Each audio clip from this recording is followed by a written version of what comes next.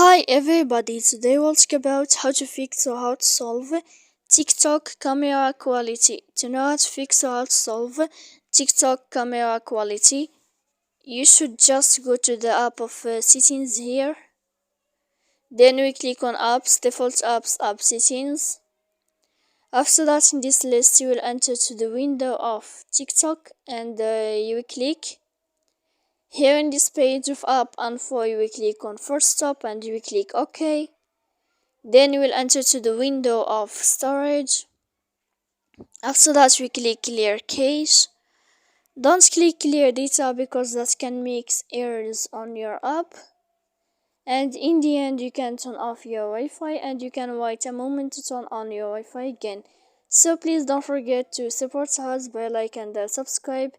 See you next time in another video and thank you for your attention.